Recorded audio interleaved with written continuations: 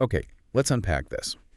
You look around, maybe you're feeling the pinch of rising costs. Perhaps the traditional career path feels a bit, well, limiting. Uh-huh. Or maybe you're simply bubbling with an idea you want to bring to life, on your own terms. Absolutely. Whatever the reason, Mm-hmm. the search for financial security or career development, or just pursuing something you're passionate about beyond that single paycheck, Hmm. it feels more relevant than ever. It really does. This current economic climate, plus shifting attitudes towards work, it means relying solely on a traditional job can feel, well, vulnerable sometimes. Yeah.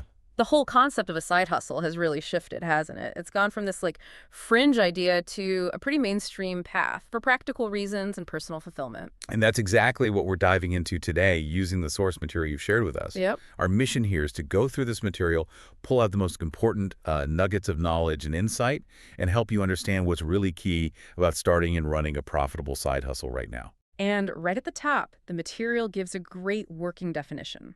Basically, a side hustle is any kind of entrepreneurial thing you do alongside your main job. Right, alongside. And the real power there, a big reason it's so popular, is the flexibility. It lets you explore interests, test out skills, maybe generate some extra income, all outside the 9-to-5 structure. And the material points out, okay, financial security is huge, obviously. That extra cushion, savings, paying down debt. Massive driver, yeah. But the benefits go way beyond just the money, according to this. It highlights how a side hustle can actually boost your main career, forcing you to develop new skills. Or giving you an outlet for a real passion that just doesn't fit into your day job. Exactly. Yeah. Plus, opening up new networking opportunities you wouldn't find otherwise. And for some people, apparently that added variety can even improve work-life balance. Strange as that might sound. It is a way to build resilience, though, to kind of align your work more closely with your own personal goals, your values. Okay, so where does this material start exploring the actual opportunities? It kicks off with what many people think of first, freelancing. Yeah, freelancing is huge. It's such a direct way to monetize specific skills you already have or, skills you can develop relatively quickly. It's accessible, and the demand is there across so many different fields. One of the first paths mentioned is freelance writing, which makes sense, right? If you've got a knack for storytelling or clarity or just making words work, it seems pretty accessible. Totally. Think about it. Businesses always need engaging blog posts or persuasive website copy, even detailed technical documents. Ah, yeah, the material specifically calls out technical writing as potentially quite lucrative. And that tracks, doesn't it? It needs a certain precision, a clarity you often find in tech or science fields. It's a specialized skill. So how do you actually get started? The source emphasizes building a portfolio first, showcasing samples. That portfolio is absolutely your calling card. Then it's about networking. Platforms like LinkedIn are great for direct connections, sure. But specific freelance marketplaces like Upwork or Fiverr, which get mentioned here, can be fantastic for landing those initial gigs and just building some momentum, getting reviews. Okay, but what if words aren't your main thing? Say you've got a strong visual sense. Graphic design services are next up in the material. Yeah, visual branding is just non-negotiable now, isn't it? Every business, big or small, needs logos, social media graphics, marketing stuff. If design is your skill, there's definitely a market. The approach sounds similar. Build a strong portfolio first. Mm-hmm. It mentions using platforms like Behance to show off your best work. Showing, not just telling, crucial in design. The material also stresses really understanding client needs through good communication. You're basically translating their vision into visuals. Yep. And networking again, especially maybe with smaller businesses or startups who need affordable, quality design work. That can be a great way to get those initial projects. Makes sense. Applying that creative skill directly for clients. Okay, what about for people who are just incredibly organized and good with details? Virtual assistant roles are presented as a high-demand option. Oh, definitely. This is all about leveraging those administrative and organizational superpowers. Superpowers, I like that. Well, yeah. VAs handle a huge range of tasks for busy entrepreneurs or small businesses.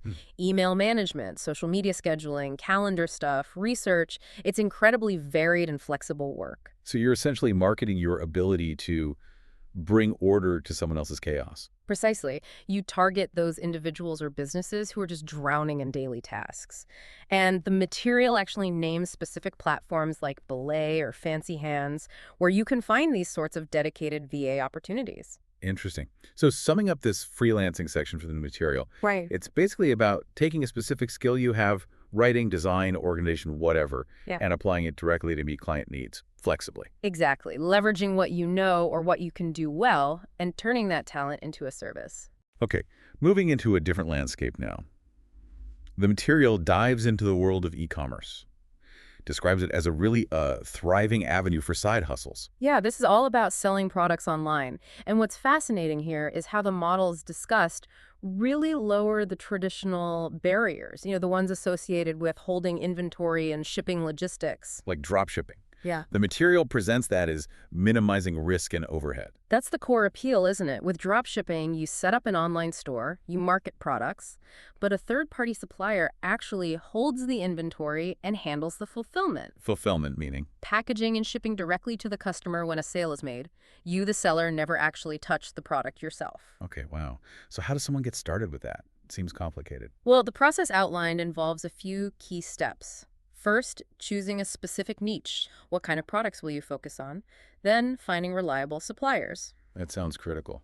Oh, it is. The material points to platforms like AliExpress or Oberlo, but it really stresses the absolute need for due diligence. You have to vet those suppliers, check product quality. You don't want unhappy customers. Right. And But, then setting up your online store using platforms like Shopify or WooCommerce, which are mentioned, the really attractive part is the low upfront cost compared to opening, say, a physical retail store.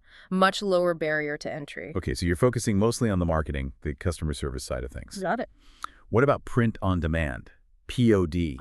Print on demand. This is presented as a fantastic option for more creative or artistic types. You create designs, maybe it's artwork, illustrations, funny slogans, whatever. And the on-demand part means you don't have to, guess how many T-shirts to print and hope they sell. Exactly. You upload your designs to a POD provider.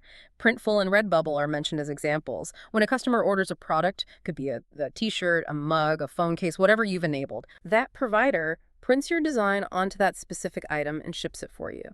Again, zero upfront inventory costs for you. It's highly scalable because you're essentially selling the rights to print your design, not physical stock you have to manage. That sounds like a really smart way to test designs or build a brand around visuals without taking a huge financial risk. Yeah. Okay, and then there's affiliate marketing. The material highlights its minimal investment requirement. Yeah, this one's different again. It's all about promoting other companies' products or services. You earn a commission when someone clicks your unique referral link and then makes a purchase. So how do you actually make decent money doing that? Seems like you'd need a huge audience. Well, the core strategy is choosing a niche where you can build some authority and trust. Become a go-to source for information or recommendations in that area. Okay. Then you join affiliate programs. Amazon Associates is a huge one. Share a Sale is another common example given. The real work, though, is creating valuable content. Content. Blog posts, reviews, tutorials, social media content, YouTube videos, whatever fits your niche. Places where you can naturally and genuinely integrate those affiliate links while providing real value to your audience. And if your content resonates and attracts enough people over time, that could potentially become a form of passive income. That's the dream for many affiliate marketers, yeah. It takes time and effort to build that audience and trust, but the potential is there.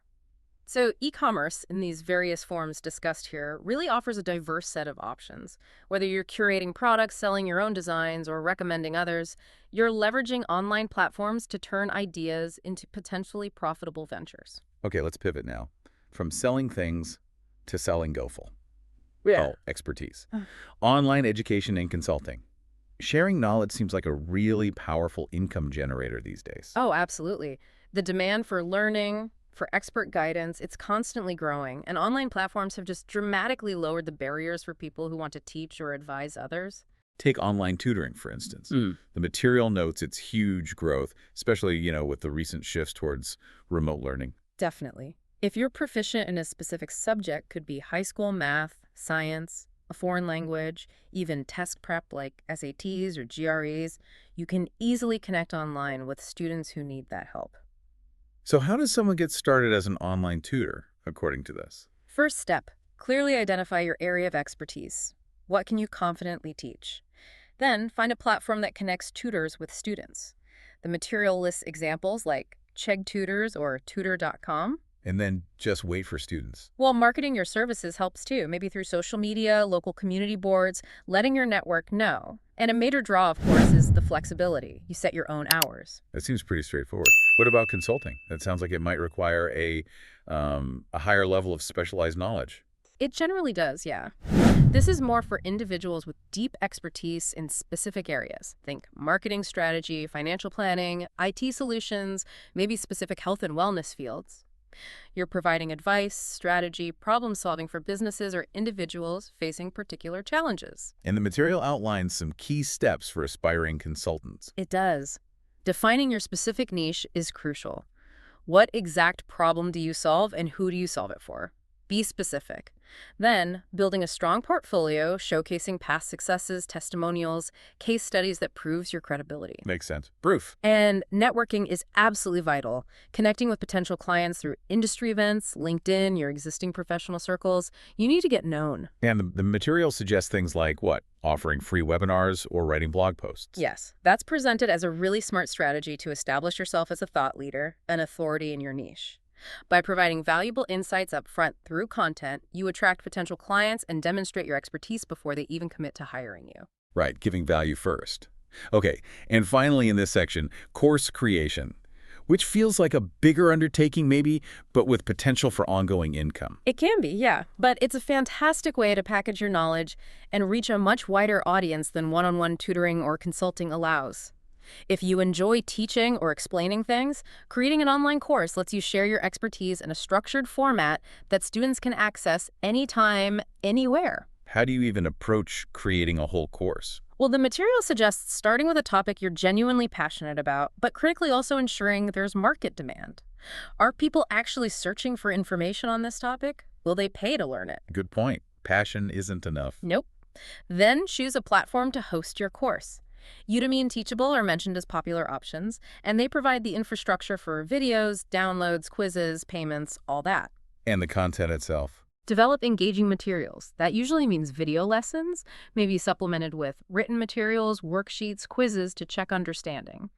And the material wisely points out that incorporating personal anecdotes, real-life examples, that makes the learning much more relatable and memorable for the student. Yeah, brings it to life. Exactly. So this whole section really highlights how you can monetize your existing skills and experience, transforming what you know into valuable services or educational products that can actually make a positive impact on others while generating income for you. Right. It's about packaging and sharing your intellectual capital, basically. Well put. Okay, let's shift gears now to what a lot of people immediately think of when they hear flexible work, the gig economy platforms. The material describes this as a powerful force enabling people to earn money, on their own terms. Yeah, the core idea of the gig economy is pretty simple. Connect individuals offering specific services with people who need those services done, often through a slick digital platform, an app usually. It's all about short-term, flexible engagements. Like TaskRabbit. That's a pretty well-known one, isn't it? For sure. TaskRabbit is perfect if you have practical skills. Or maybe you just enjoy helping out with various tasks, things like cleaning, moving help, assembling that dreaded IKEA furniture, running errands. You basically offer your time and specific skills for these discrete, one-off jobs. How do you get started on a platform like that? Just sign up. Pretty much. You create a profile showcasing your skills, your availability, and importantly, your rates. The material emphasizes using a friendly photo, writing detailed descriptions of what you can do while. And setting your rates? Set competitive rates, definitely research what others charge in your area, but also make sure they properly value your time and effort. And importantly, the advice is to choose tasks that you're actually good at or even enjoy doing. That makes it feel less like a grind. The flexibility to pick your tasks and hours seems like the big appeal there. Okay, then there's ride sharing, driving for Uber or Lyft. Yeah, if you own a car, have a good driving record, and you don't mind interacting with new people, this gives you almost complete control over when you work. You can drive during peak hours, weekends, special events, or just whenever you have a free hour or two. Any specific tips from the material for making ride sharing work well? Well, beyond the obvious sign-up process via their apps, it suggests learning the best times and locations to drive in your specific city or area. Figure out when demand and potentially surge pricing is highest, maybe rush hour, weekends near entertainment districts, during big concerts or sports games. Makes sense. Be strategic. Exactly. And a simple but effective tip. Keep your car clean and presentable, inside and out. It can significantly impact your ratings and potentially your tips. Little things matter. Simple but effective, yeah. Okay, and food delivery services seem like they're absolutely everywhere now. Oh, the demand for delivered convenience meals, groceries has just exploded, hasn't it? Platforms like DoorDash, Uber Eats, Grubhub are constantly looking for drivers to pick up orders from restaurants or stores and deliver them to customers' homes. Getting started sounds similar to ride sharing, mostly through an app. Yep. Download the app, get approved, and then you can choose your hours. It's totally flexible. You can do it part-time for extra cash, or some people make it closer to a full-time gig. Any optimization tips here? The material suggests trying to optimize your routes. Maybe familiarize yourself with clusters of popular restaurants in certain areas, or try to predict peak order times like lunch and dinner rushes to maximize your efficiency and earnings while you're out driving. Get paid while you're on the go. So these gig economy platforms fundamentally are about leveraging assets you might already have: your time, maybe your vehicle, your willingness to provide a service to earn income through flexible arrangements that can fit around your existing life or commitments. Exactly. They essentially turn pockets of free time into potentially productive income-generating opportunities. Okay, let's shift into a space that's maybe less about actively trading your time for immediate money and more focused on growing wealth over time: investing and trading. The material highlights these as opportunities for building longer-term financial independence. Right. This is where you're typically using capital money you already have to potentially generate more capital. It requires a different kind of engagement, often less active time spent daily, perhaps, but it demands significant knowledge, a strategic approach, and understanding risk. Stock market trading seems like the most common entry point for many, but the material does acknowledge it can feel daunting. It absolutely can feel that way. The foundational step highlighted here is education. Seriously, learn the basics first. Understand market trends, different types of analysis, whether that's looking at a company's fundamental health or analyzing price chart patterns. Don't just jump in blind. And then you need a way to actually buy and sell the stocks. Yes, choosing a brokerage account is essential. The material mentions several platforms like Robinhood, E-Trade, Charles Schwab, noting that some are known for being particularly user-friendly for beginners, which can help lower that initial barrier. And it suggests starting small. Definitely recommended. Invest an amount you're comfortable potentially losing, especially at first, while you learn the ropes and observe how the market moves, and importantly, how you react emotionally to ups and downs. And there are different ways to approach it, right? The material touches on different strategies, like quick, short-term trading versus holding investments for years. Precisely. It contrasts things like day trading or scalping, which are highly active, potentially high reward, but also very high risk strategies focused on tiny, short-term price movements, with buy and hold investing. Buy and hold being. That's a long-term strategy. Focusing on owning quality investments for many years, letting compound interest work its magic. Generally considered less stressful and less risky, especially for beginners, than trying to time the market daily. Your strategy really needs to align with your time commitment, your knowledge level, and crucially, your tolerance for risk. Okay. Then real estate investment is presented as another, maybe more tangible, long-term wealth-building strategy. Yeah, it's often seen as solid, it's a physical asset, it can provide passive income through rent collection, and there are often tax advantages associated with property ownership.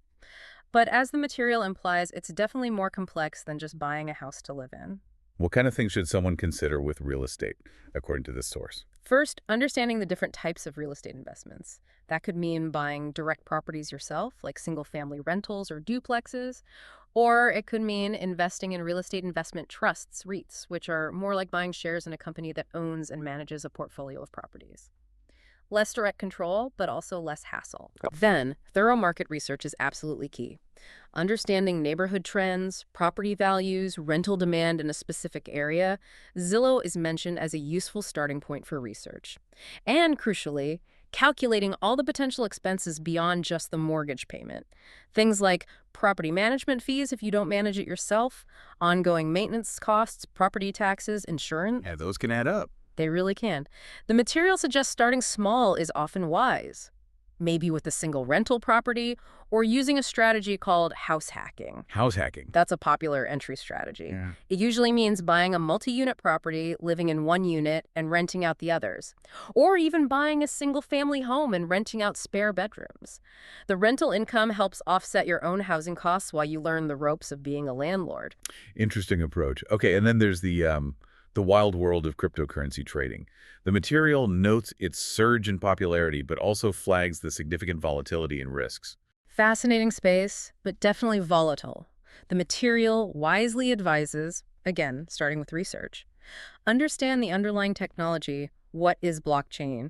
What problem does this specific coin aim to solve? Look beyond just the big names like Bitcoin and Ethereum to the thousands of other altcoins, but understand what makes them different or risky. And how do you actually trade crypto? Is it like stocks? Similar process in some ways. Selecting a reputable and secure trading platform is vital. Coinbase, Binance, and Kraken are given as examples, with a strong emphasis on security features like two-factor authentication. Protect your assets. Right. And again, define your strategy. Are you trying to day trade the price swings? Are you holding for the long term, believing in the technology's future? Or using something like dollar cost averaging, which means investing a fixed amount regularly, regardless of the price, to smooth out volatility over time. And the material includes a pretty necessary cautionary note, doesn't it?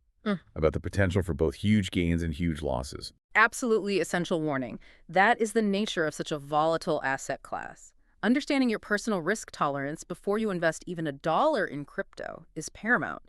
So this whole investment section really underscores that while these avenues offer potential for serious wealth building, they demand knowledge, a clear strategy, and a very sober understanding of the risks involved. Okay, let's shift gears again to something maybe more expressive, more tactile, creative, arts and crafts. The material describes this as a really vibrant avenue for people with artistic flair or just a passion for making things by hand. Definitely. If you love creating, whether it's visual art, handmade jewelry, pottery, knitting, whatever, there's a growing appreciation and market for unique, personal, artisanal items. Selling handmade products is a classic example. The material notes the surge in popularity for these kinds of goods. People are often willing to pay a bit more for something unique, something made with care and skill rather than mass-produced. The process outlined here involves, first, identifying your specific craft. What do you love making? What are you good at? Then, sourcing quality materials, because that directly impacts the quality and appeal of your final product. And then figuring out how to price your work appropriately. You need to calculate your material costs, factor in your time and skill, and maybe look at what similar items sell for. I like the little anecdote included in the material about someone starting out just by selling handmade candles to friends and family first. That personal connection is often how these things start, isn't it? Getting that initial feedback, building confidence. Craft fairs and local markets are also mentioned as excellent ways to get visibility early on and connect directly with potential customers, let them see and touch your work. Right. Now, for visual artists like painters, photographers, digital artists, selling artwork might involve slightly different channels. Absolutely. The material talks about participating in local art fairs or maybe even gallery shows for physical presence. Setting up a strong online portfolio, often your own website gives you the most control, is key for reaching a wider audience. And selling prints. Yeah, selling prints of your original work or even licensing your art for use on other products are mentioned as ways to generate more passive income streams from a single piece of art. Developing a recognizable personal brand or style is also highlighted as important for attracting commissions or collaborations down the line. And the big platform specifically for selling handmade goods and art online is Etsy, right? Etsy is definitely the giant in this space. A fantastic marketplace purpose-built for creatives. Setting up an Etsy shop involves choosing a catchy name that reflects your brand and, crucially, using high-quality photographs to showcase your products effectively. Good photos are everything online. And optimizing the listings. Yes, using relevant keywords in your titles and descriptions helps potential customers find your items when they search among the millions of products on Etsy. The material also includes practical tips, like regularly updating your shop with new items and promoting it on social media. Consistency and visibility are key for any online shop. Keep it fresh. And engaging with customers, responding to messages, thanking them for reviews helps build trust and provides invaluable feedback you can use to refine your products or processes. This whole section really demonstrates how you can potentially translate a hobby or a creative skill you love into a flourishing business venture. Okay, let's transition now to services that cater more to busy lifestyles, home, and pet services. The material describes this as a pretty rewarding area, both financially and often, personally. Definitely. In today's fast-paced world, people are increasingly willing and needing to pay for reliable help with tasks they just don't have the time, energy, or sometimes ability to do themselves. Dog walking is a perfect example, especially for animal lovers. Huge demand. Pet owners who work long hours or travel frequently need trustworthy people to care for their furry friends. Getting started often involves building your network first. How so? Tell friends, family, neighbors you're offering the service. Word of mouth is incredibly powerful in this space. Establishing a consistent routine for the dogs you walk builds trust with both the pet and the owner. And using dedicated apps like Rover or Wag, which are mentioned, can help you connect with a much wider client base relatively quickly. That anecdote in the material about Max the Golden Retriever being the start of someone's dog walking journey really rings true. Doesn't it?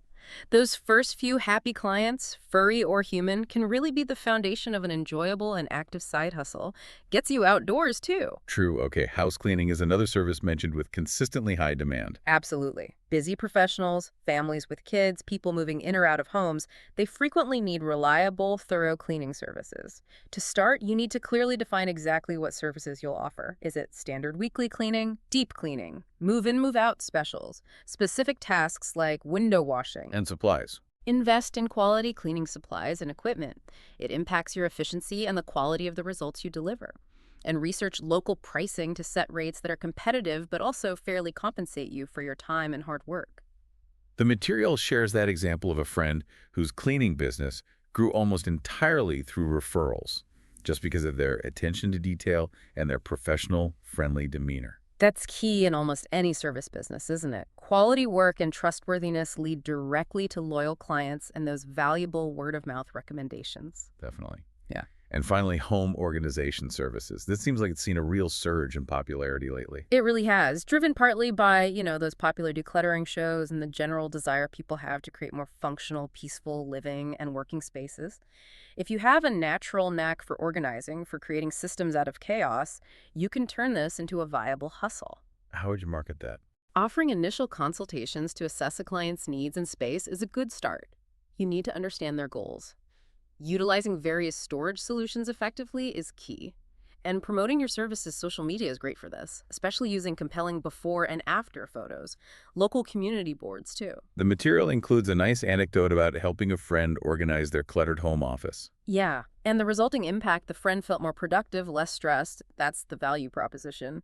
These kinds of home and pet services are fundamentally about earning income by directly helping others improve their daily lives, which often leads to really strong client relationships and a genuine sense of fulfillment. Okay, let's talk about health and well-being now.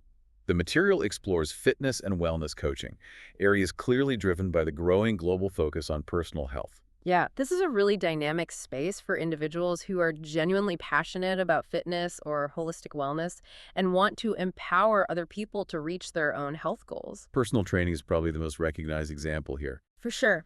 If you're dedicated to fitness yourself and enjoy coaching and motivating others, getting certified is usually the first step. Recognized organizations like NAM or ACE are mentioned. Certification adds credibility and is often necessary for liability insurance. And then just find clients. Well, defining your niche helps. Who do you ideally want to work with? People focused on weight loss, strength training, working with seniors, athletes. Knowing your target audience helps you tailor your marketing. Building your initial client base might start, as the source suggests, by offering free or discounted sessions to friends or family to get testimonials and practice. Right, build that social proof. Exactly. And then using social media, effectively sharing client success stories with permission, providing useful fitness tips, showing your own workouts can attract paying clients. The material mentions a personal journey example, starting with just friends asking for fitness guidance. Yeah, that feels organic. That's often how these things evolve naturally, right? Yeah. Turning that informal help into a structured professional service. Okay, nutrition counseling is presented as another essential piece of the wellness puzzle. suited for those with a background in nutrition science. Absolutely. If you have that knowledge base, obtaining the right credentials, maybe becoming a registered dietitian, depending on regulations where you live, provides the authority needed to give evidence-based advice people can trust. And the process. You'd typically conduct initial assessments to really understand a client's current eating habits, lifestyle, and health goals, then create personalized plans. The emphasis, according to the material, should be on educating and empowering clients to make sustainable, healthy dietary changes over the long term, rather than just describing restrictive short-term diets. The material notes the potentially transformative power of working with a good nutritionist, which I think many people can relate to. It really can reshape someone's entire relationship with food and significantly impact their overall health and energy levels. It's important work. And finally, yoga instructor services. Yeah, for those drawn to the practice and philosophy of yoga, becoming a certified instructor is the path. That usually involves completing a comprehensive 200-hour teacher training program, which is mentioned. Amen. Developing your unique teaching style is important. What kind of yoga will you focus on? How will you infuse your own personality or experience? That helps you stand out. Then you market your classes maybe through local studios, gyms, community centers, offering classes in parks, or using social media to build a following. The story included about someone being inspired by their own yoga instructor to then pursue training themselves really resonates. It does. It shows that passion connection. These wellness-focused hustles offer the potential for a sustainable income, yes, but they're also deeply about contributing to really meaningful, positive lifestyle changes for your clients. It's work that often feels very purposeful. Shifting now towards special occasions and milestones, the material covers event planning and photography as creative opportunities focused on capturing or creating memorable moments. Yeah, if you have a knack for organizing lots of details under pressure, or a real talent for capturing beauty and emotion through a lens, these can be incredibly rewarding side hustles, albeit sometimes high-stress ones. Event coordination sounds perfect for those super detail-oriented people who actually thrive on managing logistics. It's absolutely about the logistics and flawless execution, taking someone's vision for a wedding, a party, a corporate event, and making it happen smoothly. Getting started, the material suggests, might mean coordinating events for friends, family, or maybe volunteer organizations just to build that crucial portfolio. And networking. Networking with trusted vendors, caterers, florists, decorators, venues, DJs is vital. They become part of your extended team and service offering. And creating clear tiered packages helps potential clients understand exactly what services you provide, maybe full planning versus just day of coordination. That anecdote about coordinating a sister's baby shower as a starting point feels very relatable. A low-stakes way to test the waters. Exactly. It shows how those personal experiences can spark a business idea and provide those essential first portfolio pieces and learning experiences. Okay, wedding photography is highlighted as being more than just taking pictures. It's about telling a story. That's the key insight presented. It's about capturing the emotions, the candid moments, the small details, the whole narrative of a couple's most important day. This really requires investing in quality equipment. Good cameras, versatile lenses, leading gear, and professional editing software are pretty much non-negotiable for serious wedding work. And getting clients. Showcasing your best work online is critical. Your portfolio and social media should really focus on that storytelling aspect, not just pose shots. Networking is key too, connecting with recently engaged couples, maybe at bridal shows, or building relationships with wedding planners who can send referrals your way. The material mentions a friend's success story starting after photographing a cousin's wedding, which then led to word-of-mouth referrals. Word of mouth and personal connections are incredibly powerful in the wedding industry.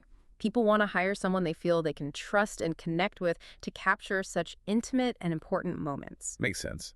And party planning services seem like a chance to lean more into creativity and fun themes. Totally. If you genuinely enjoy designing experiences, coming up with creative themes, and bringing a fun atmosphere to life, this could be a great fit. You might identify a specific focus, maybe children's parties, milestone birthdays, themed corporate events. And the job involves Creating unique themes, working closely with clients to personalize the event, adding those special touches, and of course, effectively managing budgets and coordinating all the necessary vendors to ensure the party goes off without a hitch. The anecdote about planning a surprise birthday party and the sheer joy it brought really captures the essence of why someone would do this kind of work. It's that satisfaction of creating happiness and lasting memories for others. These creative, event-focused hustles are deeply tied to making special occasions successful and turning a passion for celebration or visual art into a potentially thriving venture. Right. Let's wrap up our exploration of these diverse side hustles with one more category: reselling and flipping goods. This area seems to tap into the thrill of the hunt, finding hidden treasures, and earning a profit from them. Yeah, this is perfect for those people who have a keen eye for a bargain, maybe a good understanding of niche markets or brand value, and a bit of that entrepreneurial hustle spirit. Thrifting for profit seems incredibly popular right now. It really is. It's all about finding unique items, vintage pieces, maybe designer brands or collectibles at significantly reduced prices. Where do you find them? Thrift stores, consignment shops, charity shops, flea markets, garage sales? And the key is knowing what to look for. Exactly. Success hinges on knowing what to look for. Understanding brands that hold value, recognizing quality materials or craftsmanship, spotting potentially valuable vintage items, knowing current style trends, identifying collectibles, and crucially, as the material points out, researching potential resale prices using platforms like eBay or Poshmark before you even buy the item. You need to know if there's a profit margin there. The material shares that great little story about finding a vintage leather jacket for cheap and then selling it online for a good profit. That's the classic reseller dream, isn't it? Spotting something significantly undervalued and knowing its true market worth. It's that satisfying combination of the treasure hunt and the successful business transaction. Okay, what about online auctions? That seems like a modern twist on bidding and selling pre-owned stuff. Yeah, using platforms to connect buyers and sellers directly through bidding. Choosing the right platform is important. eBay is obviously huge in general, but specialized auction sites like Katawiki or even using auction features on Facebook Marketplace might be better depending on what you're selling, like collectibles or antiques. And making your items stand out. Crafting compelling listings is essential. That means clear, well-lit, high-quality photos from multiple angles, detailed, honest descriptions, transparency about any flaws or imperfections is crucial for building trust. And for actual auctions, understanding bidding strategies like timing when auctions end can sometimes make a difference in the final price. The example of a friend successfully selling a collection of vintage toys through online auctions is a good illustration of finding a niche. Definitely. Specialized markets can be incredibly lucrative if you develop expertise and know where the collectors are looking. And finally, estate sales are highlighted as often being like golden opportunities for finding good stuff. They really can be. You can find high-quality items, sometimes entire households worth of furniture, decor, tools, collectibles, often at significantly reduced prices as families need to clear out estates quickly. Any tips for navigating estate sales effectively? The material suggests researching local sales and advanced websites like estatesales.net are mentioned for finding listings. Getting there early on the first day usually gives you the best selection, although prices might be firmer then.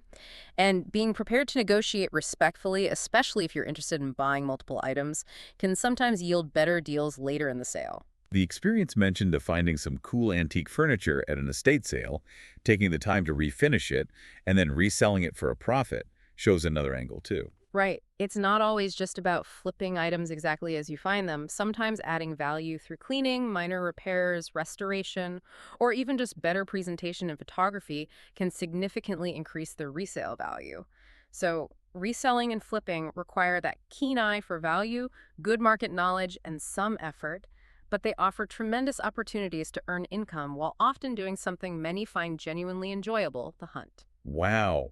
Okay, that covers a truly huge range of possibilities, doesn't it? From leveraging skills and time directly, to investing capital, to creative pursuits, to services. It really demonstrates the sheer breadth of opportunities available out there if you're willing to look beyond the confines of a traditional job structure. Now, before we wrap up this deep dive based on your material, it offers some really valuable sort of overarching tips for maximizing your efforts and profits across any side hustle, and also an important point about diversification. Yes. Absolutely. Just identifying a potential hustle you like is really only step one. Making it successful, profitable, and sustainable over time requires a strategic approach. So what are some of those key tips for maximizing profit that came out of this material? Setting clear goals is right near the top. Using a framework like SMART goals, specific, measurable, attainable, relevant, and time-bound is suggested because it can really provide focus and keep you motivated. Know what you're aiming for. And scheduling. Creating a consistent schedule for your side hustle work and actually sticking to it is also highlighted as crucial. Consistency builds routine, helps you make progress, and minimizes procrastination, which is easy to do when you're tired after your primary job or other responsibilities. Okay, makes sense. And investing in your own skills. That came up a few times. Absolutely vital and reinforced here. This material highlights the importance of continuous learning, taking relevant online courses, attending workshops, reading industry blogs related to your hustle. Why? Because better skills translate directly into providing better services or creating higher quality products. Which in turn leads to potentially more sales, happier customers who leave good reviews or refer others, and eventually the ability to potentially charge higher rates for your improved offerings. It's an investment that pays off. Leveraging social media is another big one mentioned. Huge. Platforms like Instagram, Facebook, Pinterest, TikTok, LinkedIn, depending entirely on your specific hustle and target audience, are incredibly powerful and often free marketing tools. Share engaging content, showcase your products or services with great visuals, share testimonials from happy clients, even show some behind-the-scenes glimpses of your process to build connection and trust. Right. And finally, the perhaps less glamorous but essential part, Right? tracking your finances. Oh, non-negotiable for any business, even a small side hustle. Keeping meticulous records of all your income and all your expenses is absolutely critical. Why so critical? Because those records help you understand what's actually working financially. They identify areas where you could potentially improve efficiency or cut unnecessary costs. And most importantly, they tell you if you're actually profitable after accounting for all your time, materials, and effort. The material gives that practical example of someone tracking their schedule versus earnings and personal training. It helps you see exactly where your time and money are going and if the return is worth it. Got it. Okay, so beyond maximizing a single hustle, the material strongly emphasizes the importance of diversifying your income streams. Why is that so important? This is presented as a really critical strategy for building long-term financial resilience and security. Relying too heavily on just one income source, even if that's your primary job, plus one seemingly successful side hustle, can still leave you vulnerable. Markets change, platforms change their rules, demand can fluctuate. So diversification acts like a safety net. Exactly. It mitigates risk. If demand suddenly drops in one area, or a platform you rely on disappears or changes its commission structure, having other income streams provides a buffer, a fallback. It also potentially increases your overall earnings potential by allowing you to tap into multiple markets or different types of work simultaneously. And personally. And on a personal level, managing diverse ventures forces you to develop a broader skill set. It boosts your confidence, makes you more adaptable, and ultimately more marketable in the broader economy. That example used in the material of someone maybe teaching yoga classes and offering nutrition counseling. That perfectly illustrates how related but distinct areas can complement each other and diversify income within a similar field. Precisely. Combining complementary skills or ventures like that can create a more robust and resilient financial structure, and honestly, it can also enrich your overall work experience, keeping things interesting. Taking a proactive approach to both maximizing the potential of your chosen hustles and strategically diversifying where your income comes from, that's presented as key to building a more sustainable and resilient financial future. This deep dive, pulling from your material, has really shown us just how many different paths there are out there to building something extra, something more, something maybe just for you outside of that traditional job structure. From leveraging skills you already have to building entirely new ventures online or offline, the landscape is just incredibly rich with possibility. It really is inspiring when you lay it all out, isn't it? To see the sheer variety of ways people are finding to create these opportunities for themselves based on their own unique skills and interests. So, as you, the listener, think about which of these many avenues might best fit your skills, your passions, or maybe just the amount of time you realistically have available. Yeah. Here's something to maybe mull over. Building on that last point about diversification. Consider not just which single hustle you could maybe start tomorrow, but think bigger picture. How might exploring the possibility of building interconnected, or perhaps even quite diverse, income streams over time? How could that fundamentally reshape your entire relationship with work, with income, and with your own personal growth in the long run?